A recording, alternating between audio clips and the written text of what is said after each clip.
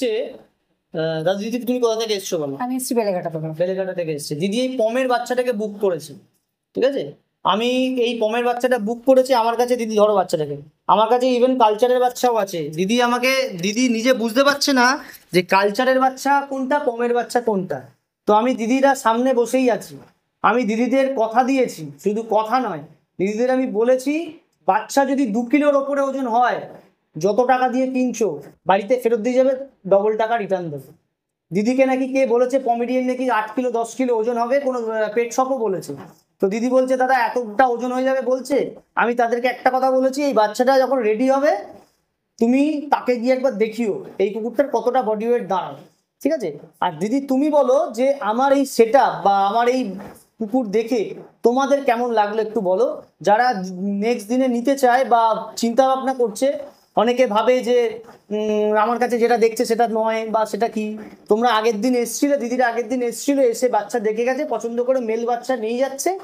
আর আপনারা যারা নিতে চান, শুধু আমি বলি না যে আমার থেকে কুকুর নিতে হবে, আপনারা বাড়িতেও আসতে পারেন, এসে ঘুরে যেতে পারেন, তারপরে পছন্দ হলে নেবেন, না হলে নেবেন না, কোনো অসুবিধা নেই। দিদি বলবে আমার সেট আপ বা এদেরকে কেমন কি লেগেছে।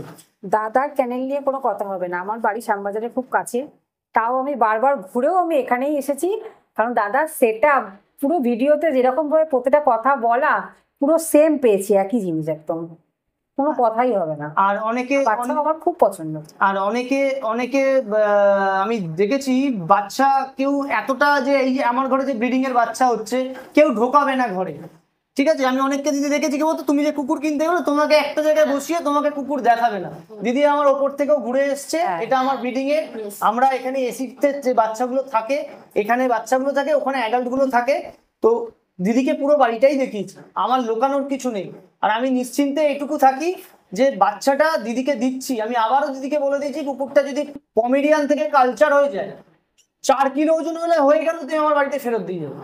কিন্তু খাওয়া দাওয়া মেনটেন দিদিকে করতে বলেছি। আর দিদিকে এটা বলে দিয়েছি তোমার যা যা সমস্যা তুমি আমাকে ফোন করো, 24 ঘন্টা আমার নাম্বারও রইলো, ওয়াইফের নাম্বারও রইলো, তুমি যাকে মনে হবে আমাকে না পেলেও তুমি ওখানে ফোন করবে, তুমি ওখানে সমস্ত যথেষ্ট ভালোভাবে বুঝিয়েই দিয়েছো, তাও অসুবিধা হলে তোমাকে এবার যথেষ্ট ভালোভাবে বুঝিয়ে দিয়েছি। এবার অনেকে কি হয় বুঝতে পারে না বা খাইয়ে বেশি দেয়, বলে দিচ্ছি এরা খুব নামমাত্র খায়। দিদি সামনে বসে আছে, একটা কুকুর পটি করলো, এরকম আঙুলের মতন একটা পটি করেছে, এদের এটাই ম্যাক্সিমাম। মানে এদের এত সফট একটা জিনিস, মানে যারা কমেডিয়ান সম্বন্ধে ভুল তথ্য অনেকের কাছে আছে, একদমই নয়।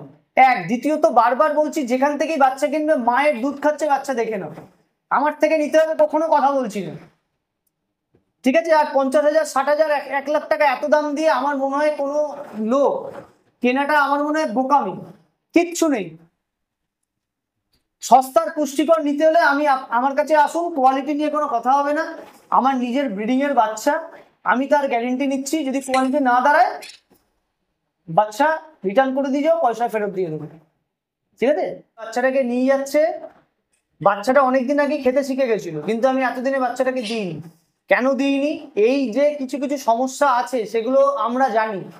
সমস্যা যদি বলে কেন এরা এতটাই কম খায়, আমি যদি দিদি যখন এসেছিল 10 দিন আগে, আমি যদি তখনও দিয়ে দিতাম 10 দিন আমার কোনো হেডেক থাকতো না।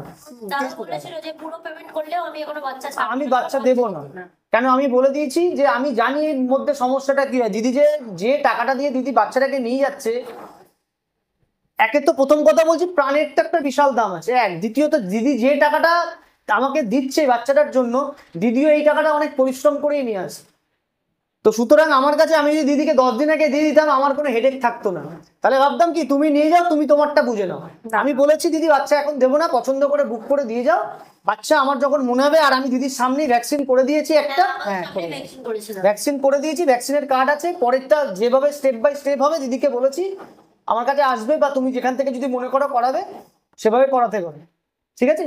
আর আমি যখন এই বাচ্চাগুলোকে দিই, আমি আপনাকে দেখাচ্ছি যে আমার কাছে যে বাচ্চাগুলো আছে এরা প্রত্যেকেই খেতে শিখে গেছে, কিন্তু কোনো বাচ্চাই এখনো ছাড়িনি, ঠিক আছে? এই বাচ্চাগুলো একদমই ছোট বাচ্চা, এইগুলো এখনো খেতে শেখেনি, মায়ের দুধ খায়, এরা প্রত্যেকেই খেতে শিখে গেছে, ঠিক আছে? এরা প্রত্যেকেই খেতে শিখে গেছে, সব বাচ্চাই বুক, ঠিক আছে? সব বাচ্চাই বুক হয়ে গেছে। ভ্যাকসিন করছি, ভ্যাকসিনের ভিডিও আমি আপলোড করে দিচ্ছি যারা যারা নিয়েছে, আর তারপরে বাচ্চাগুলোকে আমি দেবো, ঠিক আছে? এমন নয় যে বাচ্চা আমি বেচে দিলাম আর আমার নিজের দু হাতটা আমি তুলে নিলাম, এই বহু জায়গায় দেখেছি, মানে আমার ক্ষেত্রেও হয়েছে এটা। আমি যখন প্রথম কুকুর কিনেছি আমাকে বলেছে নিয়ে যান এটা 50 দিনের বাচ্চা। যখন নিয়ে এসেছি তখন কুকুর খেতে পারছে না, তখন আমাকে হাতে করে করে তাকে খাইয়ে দিতে হচ্ছে। এবার কি হয় দেখো, নিজে থেকে যতটা না খাবে না ততক্ষণ আমি বুঝতে পারবো না ওর কি চাইছে, কি বলতে চাইছে, কতটা খাচ্ছে। আমি তো বেশ হাতে করে তো বেশি খাইয়ে দিতে পারি। তো এই সমস্যাগুলো বারবার বলছি দেখে নিও। আর যখনই বাচ্চা নেবে চেষ্টা করবে প্রপার যেন ডিওয়ার্মিংটা আপ টু ডেট থাকে। ভ্যাকসিন দিতে 2-3 দেরি হোক, কোনো সমস্যা হবে না, কিন্তু যেন বাচ্চাটা ডিওয়ার্মিং আপ টু ডেট থাকে। আর যদি আর একটা জিনিস দেখিয়ে দিচ্ছি তোমাকে, এগুলো জেনে নাও। এই যে দাঁতের মাড়িটা দেখবে, ঠিক আছে? এই মাড়িটা দেখছো লাল, হ্যাঁ হ্যাঁ হ্যাঁ, এই মাড়িটা আপনারা ভালো করে দেখে নিন। যেখান থেকেই বাচ্চা কিনবেন মাড়িটা একবার ফলো করে নিন। আচ্ছা, আমাদের লাল শরীরে দাঁতে কি হয়? আমাদের শরীরে রক্ত কম হলে আমরা কি করি? ডাক্তার আগে চোখের তলাটা দেখে, তাই তো? চোখের তলাটা যদি লাল থাকে তাহলে বুঝবে শরীরে রক্ত আছে, যদি সাদা থাকে তাহলে বুঝবে রক্ত কম আছে। কুকুরের ক্ষেত্রে হচ্ছে মাড়িটা ফলো করবেন বারবার, আচ্ছা, ঠিক আছে? তারপরে স্টেপ বাই স্টেপ দিদিকে আমার ভিডিওগুলো প্রত্যেককেই বলছি ফলো করতে। যা যা অসুবিধা হবে কমেন্ট বক্সে লিখে পাঠাও, সেই টপিকটা নিয়ে আমি একটা ভিডিও করবো। তাহলে আপনাদেরও বুঝতে সুবিধা হবে যে যারা বাচ্চা নিচ্ছে তারা ঠিক ঠিক টাইমে, প্রপার টাইমে বাচ্চাগুলো যেন গাইডেন্স হয়, ঠিক আছে? দিদিদের আমি বলেই দিয়েছি যে যা সমস্যা হবে দিদি 24 আওয়ার্স আমাকে, যদি ফোনও না ধরতে পারি SMS করে দিয়ে আমাকে বা ওকে, তুমি তোমার রিপ্লাই পেয়ে যাবে। আবারও বলে দিচ্ছি, প্রত্যেককেই বলছি, কোয়ালিটি না দাঁড়ালে দিদি সামনে দিদি বসে আছে, দিদিকে যারা বলেছে যে 8 কিলো 10 কিলো ওজন হয়ে যাবে, এরকম 4খানা 5খানা কুকুর মিলিয়ে 8-10 কিলো ওজন হবে, ঠিক আছে? তো বলেই দিলাম দিদি, কোয়ালিটি না দাঁড়ালে বাড়িতে এসে দিয়ে যাবে। না না তোমার দাদা দিদি একটা কথা বলো, আমি এই কথাটা অন ক্যামেরা বলছি, আমার ভিডিওটা বহু লোক দেখে। কেন বলো তো বলছি, আমার কাছে তো কালচারের বাচ্চাও আছে, আমি দেখিয়ে দিচ্ছি। এই যে কালচারের বাচ্চাগুলো আছে আমার কাছে, আমি যদি এগুলোকে পম বলে বিক্রি করি না, এইগুলোরও যা সাইজ হবে তুমি অনায়াসে ভাববে আমি পম কিনে নিয়ে যাচ্ছি। কিন্তু শোনো আমি একটা জিনিস এই কথাটা বুঝি যে যদি আমি একটা খারাপ জিনিস তোমাকে দিই না, তুমি যখন একে রাস্তায় নিয়ে বেরোবে দিদি হাত দিয়ে দেখে এর লোমের কোট আর এর লোমের কোট আকাশ পাতাল তফাৎ, এর লোমের আকাশ পাতাল তফাৎ। আমি যদি তোমাকে মিথ্যা কথা বলে দিই না, একটা কথা বলি, চিটিংবাজি ব্যবসা বেশি দিন চলে না, এর অনেক তফাৎ, ঠিক আছে? চিটিংবাজি ব্যবসা বেশি দিন চলে না, প্রাণেরও তফাৎ আছে। কারণ আমি আমার বিশ্বাসে দাদা, আমি যে মানে টাকাটা দিয়ে নিচ্ছি, দাদা আমাকে অরিজিনালটা দিচ্ছে। আর আমার এটা বিশ্বাসই যে আমার আমিও বলবো যে যারা আপনারা টাকা দিয়ে মানে ঠকতে না চান, তাহলে তারা দাদার কাছে বিশ্বাস করে আসতে পারেন। কারণ দাদা অরিজিনাল যেটা সেটাই দেয়, দাদা ঠকায় না। আমি এটা আমার নিজের চোখে দেখা, আমি অনেক ভিডিও দেখে তারপরে দাদার কাছে এসে আমি আগে বুকিং করে দিয়ে গেছি। তারপরে দাদা আমাকে বলেছে যে তুমি যদি এখন ফুল পেমেন্ট করে দিয়ে যাও তাও আমি কুকুর দেবো না, কারণ ও এখন না প্রপার রেডি হয়নি। তুমি 15 দিন পরে আসো, 15 দিন তো যখন দাদা রেডি হয়ে গেল তখন আমাকে ফোন করেছেন দাদা, তো আমি এসেছি। আর আমার সামনেই দাদা ভ্যাকসিন করিয়েছে ওকে, আমি সেটা দেখেছি। আপনাদের যাদের কুকুর নেওয়ার ইচ্ছা তারা আপনারা দাদার সাথে ফোন নাম্বার দেওয়া আছে, স্ক্রিনে দেওয়া থাকবে, আপনারা দাদার সঙ্গে যোগাযোগ করে আসতে পারেন। আমার গ্যারান্টি যে দাদা অরিজিনাল যেটা বলবে সেটাই দেবে, ওই লোকের মতন কালচার দিয়ে বলবে না পম দিচ্ছি। এটা আমি নিজের থেকে আমি দেখে নিজের চোখে এত চ্যানেল দেখেছি, আমার কোনো চ্যানেলে বিশ্বাস হয়নি। আমি দাদার চ্যানেলে এসে সত্যি আমি স্যাটিসফ্যাকশন পেয়েছি মেয়ে দেখে।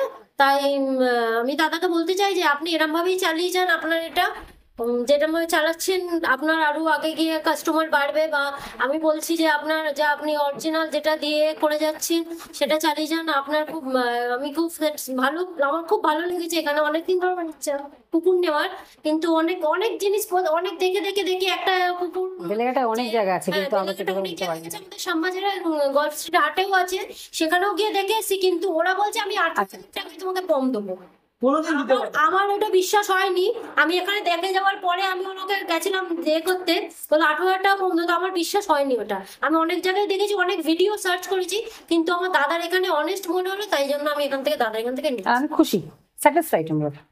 আমি আবারও বলছি, আচ্ছা এই কুকুরটা যা বাচ্চা দিলাম, শো কোয়ালিটি তৈরি যদি দিদি করতে পারে, আগামী দিনে শোয়ের মাঠে দিদি এন্ট্রি নিতে পারে।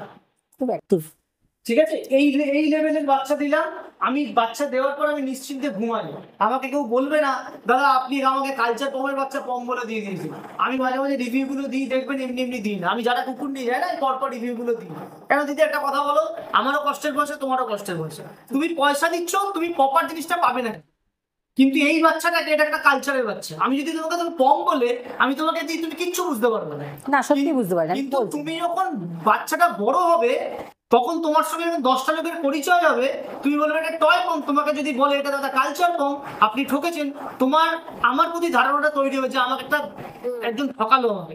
সেই তোমার যে বুকের যন্ত্রণাটা হবে, ব্যথাটা হবে, আমারও সেম যন্ত্রণাটা হবে যে আমি একটা শখ করে জিনিস কিনলাম, আমি ঠকলাম।